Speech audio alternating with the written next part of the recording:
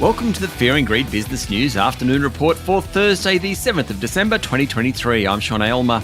Every afternoon, we've got the 5 stories that happened today that you need to know about. Story number 1, the S&P ASX 200 closed down just a touch today to 7,173 points, holding on to the big gains made yesterday. The utilities and materials companies did best, while the consumer discretionary, healthcare and financials were sold off.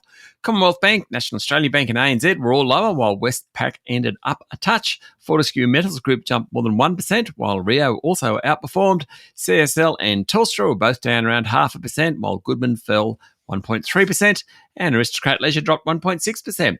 Tech leaders REA and WiseTech Global did well, while Suncorp dropped more than 2%. Also, there are a few stories in the media this afternoon about a potential merger of Woodside Energy and Santos, the two big energy giants in Australia. Probably, I'd say, the biggest merger ever of two listed ASX companies if it went ahead. Now, the stories talk about rumours. They've got plenty of outs. So, there is no deal imminent. But the fact that they're being printed suggests there is some smoke around the place.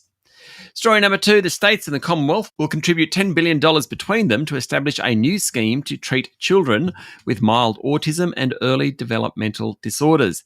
It is following on from National Cabinet's decision on the National Disability Insurance Scheme yesterday, which focused on reserving the NDIS for those with significant and permanent disabilities. A review into the NDIS released today argues for reforms that rethink the scheme. It says we must return to the principle that NDIS eligibility is based first and foremost on functional impairment rather than medical diagnosis.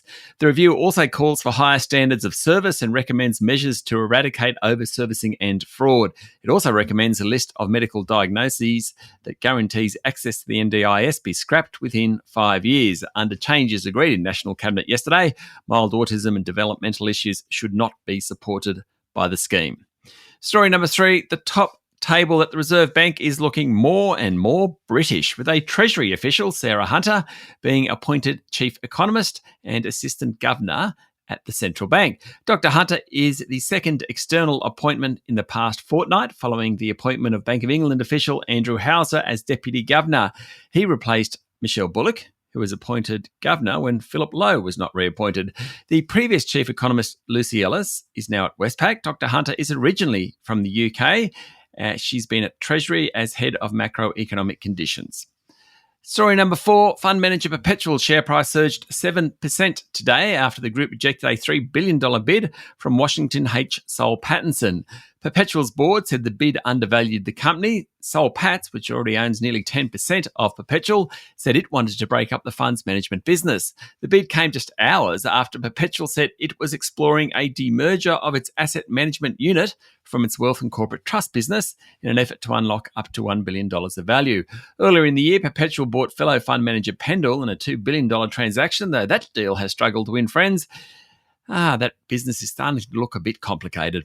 In story number 5, Elon Musk's SpaceX has commenced discussions about selling shares at a price that values the company at around $175 billion US. If the company wants to issue shares to staff, it needs to value itself. A few months ago, it was valued at $150 billion US. That's now risen. The higher value would make SpaceX one of the world's 75 biggest companies by market capitalization, on par with Nike, for example.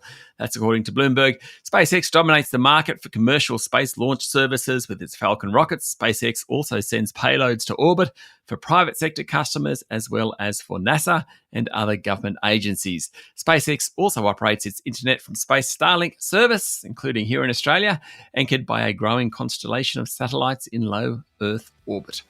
That's it for the afternoon report for Thursday, the 7th of December, 2023. Don't forget to hit follow on the podcast and find Fear and Greed on LinkedIn, Instagram, X and Facebook. Join Michael Thompson and I tomorrow morning for the Fast 5 by Fear and Greed, the top 5 business stories you need to know in just 5 minutes. I'm Sean Aylmer. Enjoy your evening.